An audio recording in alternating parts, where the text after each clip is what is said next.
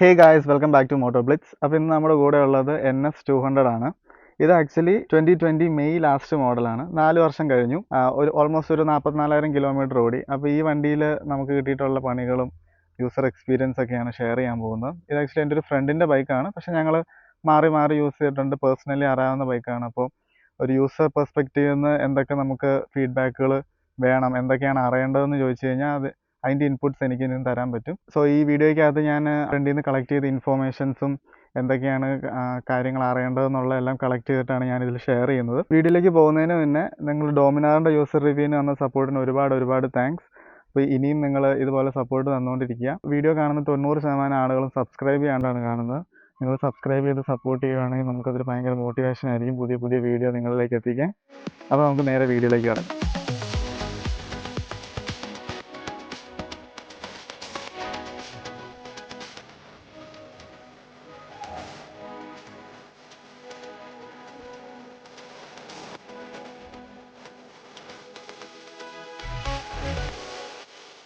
NS200 പൊതുവെ കണ്ണാപ്പി colony എന്നൊക്കെയുള്ള വിളിപ്പേരുകൾ പൊതുവെ നമ്മുടെ നാട്ടിലുണ്ടെങ്കിലും ഇത് ബജാജിൻ്റെ സ്റ്റൺ മേനിയയിലുള്ള ലീഡിങ് സ്റ്റാർ ബൈക്കുകളിൽ ഒരെണ്ണമായിരുന്നു. അതായത് പൾസർ മേനിയ എന്നുള്ള ഒരു സീസൺ നടന്നുകൊണ്ടിരുന്ന കാലം, ഡ്യൂക്കുകൾക്ക് മുന്നേ ഇന്ത്യൻ നിരത്തുകൾ ഭരിച്ചുകൊണ്ടിരുന്ന പൾസറുകളിൽ ഏറ്റവും മുൻനിരയിൽ നിന്നുകൊണ്ടിരുന്നത് NS200 എന്നുള്ള ഇവൻ്റെ പൂർവികർ തന്നെയായിരുന്നു. അപ്പോൾ അങ്ങനെയുള്ള പാരമ്പര്യമുള്ള ഫാമിലിയിൽ നിന്ന് വന്ന ഒരു ബൈക്കാണ് ഇവൻ. ഇതിനത്ര മോശക്കാരനല്ല എന്ന് ഇന്നത്തെ പുതിയ പിള്ളേർക്കൊന്നും അത്ര ബോധ്യമില്ല. ആദ്യം തന്നെ നമുക്ക് വണ്ടിക്ക് കിട്ടുന്ന മേജർ പണികളിൽ നിന്ന് തന്നെ തുടങ്ങാം. കാരണം എല്ലാവർക്കും വണ്ടിക്ക് ഉണ്ടാകുന്ന കോമൺ ഇഷ്യൂസും പേഴ്സണലി കിട്ടുന്ന പ്രശ്നങ്ങൾ എന്തൊക്കെയാണെന്നാണ് അറിയേണ്ടത്. നമ്മൾ 20 സെക്കൻഡ്സ് എടുക്കുവാണെങ്കിൽ, ഓൺ ചെയ്യാൻ പോവുകയാണെങ്കിൽ എല്ലാവർക്കും അതാണ് അറിയാൻ താല്പര്യം. സോ അങ്ങനെയുള്ള ഇൻഫർമേഷൻസിന് നമുക്ക് ആദ്യം തന്നെ തുടങ്ങാം. സോ മേജറായിട്ട് ഈ വണ്ടിക്ക് കിട്ടുന്ന പണി എന്ന് പറഞ്ഞു കഴിഞ്ഞാൽ ക്രാഷ് ഗാർഡ് ബോൾട്ട് പൊട്ടിപ്പോവുക എന്നുള്ളതാണ്. അത് നമ്മുടെ എഞ്ചിനിൽ നിന്നുള്ള വൈബ്രേഷൻ കാരണം ക്രാഷ് ഗാർഡ് വരുന്ന ബോൾട്ട് ഒടിഞ്ഞ് അകത്ത് സ്റ്റക്കായിരിക്കും. ഷോറൂമിൽ നിന്ന് തന്നെ പറഞ്ഞ സൊല്യൂഷൻ എന്ന് പറഞ്ഞാൽ വെൽഡ് ചെയ്ത് അതിൽ വെക്കാന്നുള്ളത്. പക്ഷേ ഈ വണ്ടിക്ക് നമുക്ക് നോക്കിക്കഴിഞ്ഞാൽ കാണാം ഇപ്പോൾ ക്രാഷ് ഗാർഡ് ഇല്ല. ഈവൻ വെൽഡ് ചെയ്ത് വെച്ചിട്ട് പോലും അത് പൊട്ടിപ്പോയി. അത്രയും തന്നെ ഇഷ്യൂ നമുക്ക് ഇതിൽ നിന്ന് ഫേസ് ചെയ്യുന്നുണ്ട്. ക്രാഷ് ഗാർഡ് ഇല്ലാണ്ട് ഉപയോഗിക്കേണ്ട ഒരവസ്ഥയായി. ഒന്നല്ല നമ്മൾ ആഫ്റ്റർ മാർക്കറ്റ് ക്രാഷ് ഗാർഡ്സിലേക്ക് അപ്ഗ്രേഡ് ചെയ്യുക, അല്ലെങ്കിൽ സ്റ്റോക്ക് ക്രാഷ് ഗാർഡ് ഇങ്ങനെ ബോൾട്ട് പൊട്ടുമ്പോൾ റീപ്ലേസ് ചെയ്തുകൊണ്ടിരിക്കാമെന്ന് മാത്രമേ സൊല്യൂഷൻ ആയിട്ടുള്ളൂ. പിന്നെ നമുക്ക് ഈ വണ്ടി വന്നുകൊണ്ടിരുന്ന ഇഷ്യൂ എന്ന് പറഞ്ഞാൽ നമുക്കറിയാം NS200 സെൻറ്റർ സ്റ്റാൻഡുമായിട്ടാണ് വന്നുകൊണ്ടിരുന്നത്. അപ്പോൾ ഈ വണ്ടിയിൽ നോക്കിയാൽ കാണാം സെൻറ്റർ സ്റ്റാൻഡ് നമ്മൾ റിമൂവ് ചെയ്ത് വെച്ചേക്കുവാണ്. ആക്ച്വലി സെൻറ്റർ സ്റ്റാൻഡ് ഭയങ്കര യൂസ്ഫുൾ ആയിട്ടൊരു ഫീച്ചറാണല്ലേ. ഈ സെൻറ്റർ സ്റ്റാൻഡ് ഇങ്ങനെ കറക്റ്റായിട്ട് ഇതിൻ്റെ മുകളിലേക്ക് കയറി അതിൻ്റെ അകത്ത് സെറ്റായിട്ടിരിക്കുന്ന പോലെയായിരുന്നു വന്നുകൊണ്ടിരുന്നത്. സോ നമ്മൾ ലൈറ്റായിട്ട് ഇങ്ങനെ കോർണർ ചെയ്യുമ്പോൾ തന്നെ ഈ സെൻറ്റർ സ്റ്റാൻഡ് ഒരയുന്നൊരു ഇഷ്യൂ ഉണ്ട്. അപ്പോൾ നമുക്ക് ഭയങ്കര കോൺഫിഡൻസ് കുറവായിരുന്നു.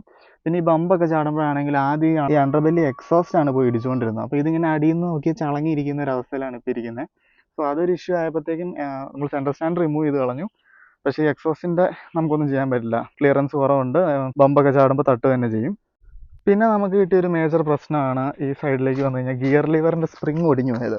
ആക്ച്വലി കാലക്രമേണ നമ്മൾ ഈ ഗിയർ നമ്മളിങ്ങനെ തട്ടുമ്പോൾ ഒരു പൊസിഷനിൽ എത്തിയിട്ട് ഇങ്ങനെ തിരിച്ചു വരുന്ന ഈ ആക്ഷൻ ഉണ്ടല്ലോ, ഇതിനകത്തൊരു സ്പ്രിങ് ഉണ്ട്, അതാണ് നമ്മളെ ഹെൽപ്പ് ചെയ്യുന്നത്.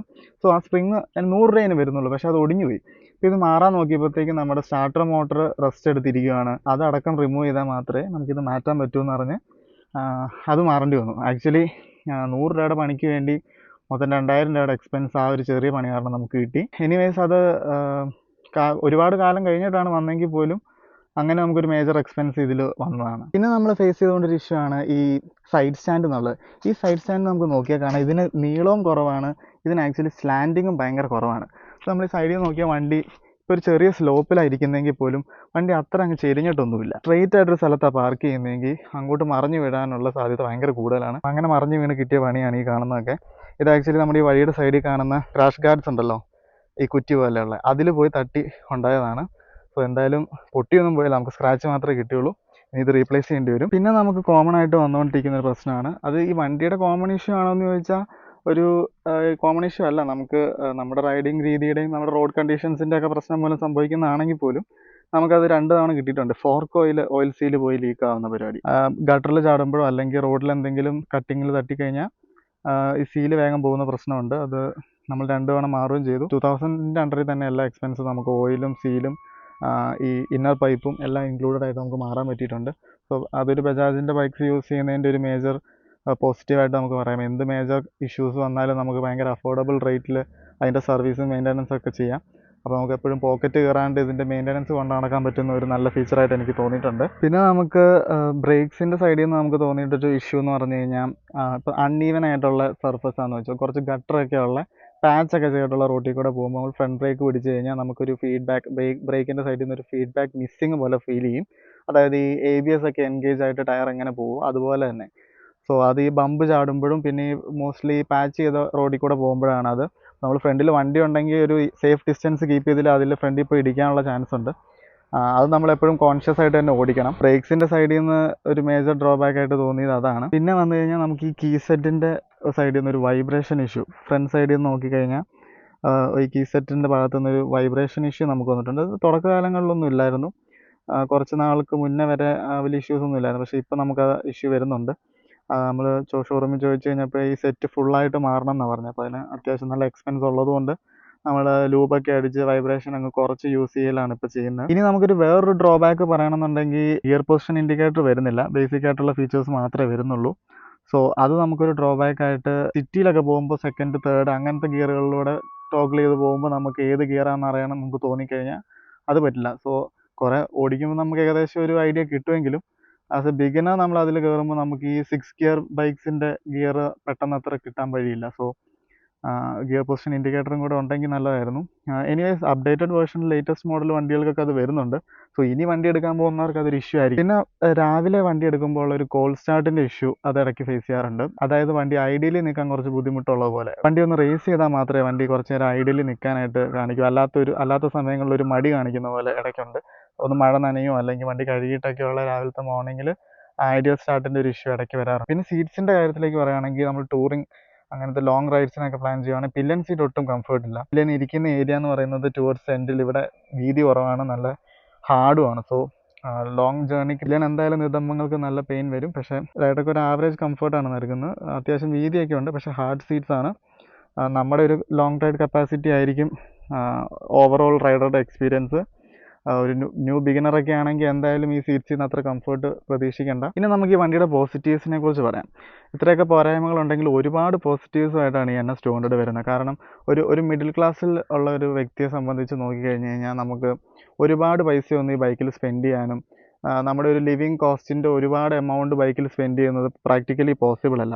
സോ അങ്ങനെ ചിന്തിക്കുമ്പോൾ നമുക്ക് ഭയങ്കര അഫോർഡബിൾ ആയിട്ട് കൊണ്ടു നടക്കാനും ഡെയിലി യൂസിനും ഒക്കേഷണൽ ടൂറിംഗ് ഒക്കെ ചെയ്യാൻ പറ്റുന്നതുകൊണ്ട് പൾസർ 200 NS ഒരു മികച്ച ബൈക്കായിട്ടാണ് എനിക്ക് ഫീൽ ചെയ്തിട്ടുള്ളത്. അതിന് മെയിനായിട്ട് പറയേണ്ടത് ഈ വണ്ടിയുടെ മൈലേജ് തന്നെയാണ്. വണ്ടിക്ക് എങ്ങനെ പോയാലും ഏത് സിറ്റി ട്രാഫിക് കണ്ടീഷനിലാണെങ്കിൽ പോലും 35 to 40 കിലോമീറ്റേഴ്സ് കിട്ടും. ഹൈവേ പോയാൽ 40, 45, 50 വരെ കിട്ടിയിട്ടുള്ള ചരിത്രമുണ്ട്.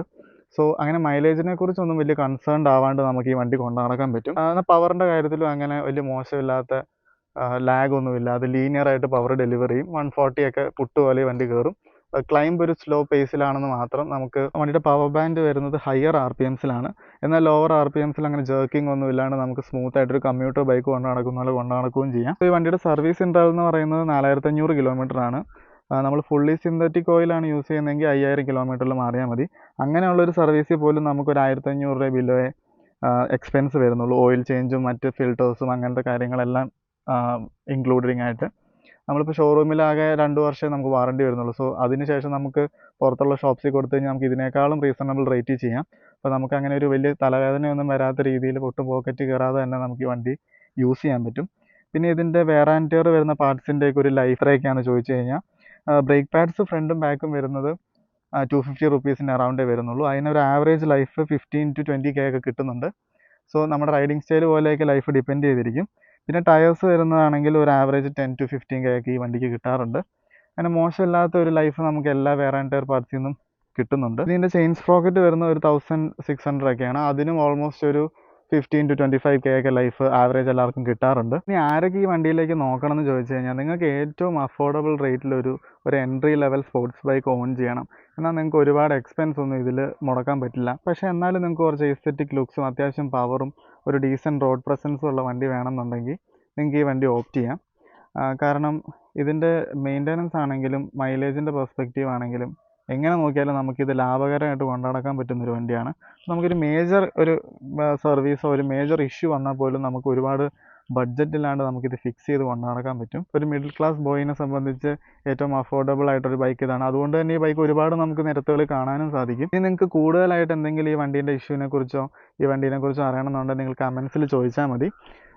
എനിക്കറിയാവുന്ന കാര്യങ്ങളാണെങ്കിൽ ഞാനത് റിപ്ലൈ തരുന്നതായിരിക്കും. സോ അതൊക്കെ തന്നെയാണ് നമ്മുടെ ഈ വീഡിയോ ഇഷ്ടപ്പെട്ടാൽ ലൈക്ക് ചെയ്യുക, സബ്സ്ക്രൈബ് ചെയ്യുക, കമൻറ്റ് ചെയ്യുക. മറ്റൊരു വീഡിയോ ആയിട്ട് കാണുന്നവരേക്കും ബൈ.